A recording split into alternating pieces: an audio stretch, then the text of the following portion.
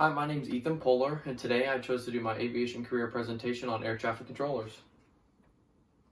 So, you might be wondering, what is an air traffic controller? An air traffic controller is a group of elite individuals who's responsible for directing and tracking the movement of every aircraft in the air and on the ground and every place in between. Not every airport has an air traffic controllers or air traffic control tower, as the smaller airports aren't as busy, so they don't need an air traffic control tower or air traffic controllers there to direct the airplanes. The way that pilots navigate around these airports and around the ground at the small airports is by communication with each other over the radio. However, at major airports, air traffic control towers control aircraft on the ground and in the air around the airport 24 hours a day, 7 days a week, and 365 days a year, no matter what. The life of an air traffic controller isn't an easy one, as it is a high-stress, high-responsibility job. There is zero margin for error. The stress and the amount of responsibility is so high that the FAA provides a mandatory retirement age for air traffic controllers at age 56. So, how do you become an air traffic controller? You become an air traffic controller by not always going to school and getting a 4-year degree.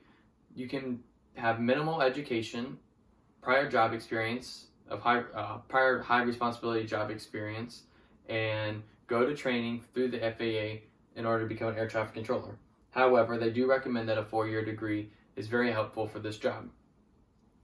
You must have responsible job experience no matter what. So if you don't have a degree, they want 3 to 4 years of responsible job experience, but they prefer responsible job experience no matter what. That way they know to trust you.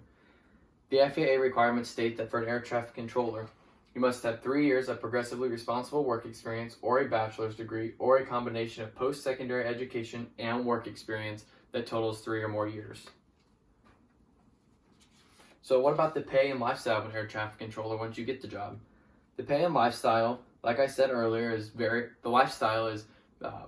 stressful and has a high responsibility. However, because one small mistake, you can kill hundreds of thousands of people. So hundreds of thousands of people's lives are in your hands. Just like any other job, the FAA provides benefits such as insurance, retirement, family leave, and vacation days.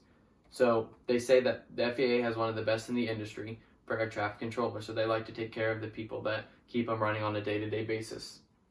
The Bureau of Labor and Statistics predicts that there's little to no change in the job growth, 1% or less is what I read. In 2018, the average pay per year was $124,540 or $59.87 an hour. So with the high responsibility, you also get high pay. So it makes it worth it. So there's different types of air traffic control. There's not just your stereotypical, they control what's in the air. They control everything about an aircraft. So the kinds of air traffic control I'm going to talk about are clearance delivery, ground control, tower, departure, en route, and approach control. Each of these has a very important role and plays a very important part of everyday operations at an airport and throughout the country for airplanes. So the first one, clearance.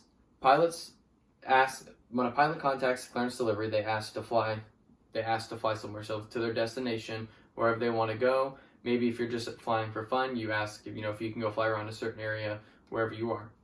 I know that when I fly, when I ask clearance, I ask, hey, I'm going to this practice. Is it okay if I go fly to this practice area?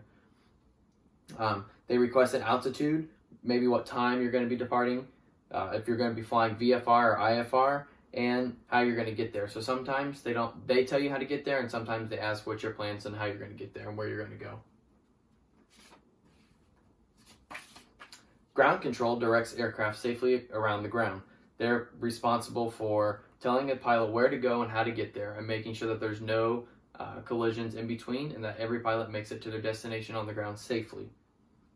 The tower at an airport clears an aircraft for takeoff and landing. They're responsible for a very small amount of airspace around the airport, basically just a traffic pattern for each runway and making sure that the runway is clear for takeoffs and landings. They also are responsible for making sure that the spacing between takeoff and departing aircrafts and landing aircrafts are perfect. That way there's no mid-air collisions or on-the-ground collisions. Once you're in the sky, you might be wondering how you're going to get to your destination. So departure control is responsible for helping you get away from the airport and on the route to wherever you're going. So departure control will tell you to climb to whatever altitude that you're allowed to, or the altitude that you requested to fly for that flight, and they'll get you going in the general direction of where your destination is. Once you get done talking to departure control, you'll talk to en route control. So en route controllers are responsible for helping the pilots just navigate the skies between between point A and point B of wherever they're flying. There's many en route control centers, so you get passed along if you're going far away from control center to control center. But they just help make sure that you fly around safely and you get to where you're going and avoid any other aircraft that might be in the way. Once you get close to the airport, you'll be talking to approach controllers. The approach controllers direct the pilots to get into traffic patterns and the best way to get into the airport safely. They also will make sure that you enter the traffic pattern correctly and that you're in line for landing when you get to the airport.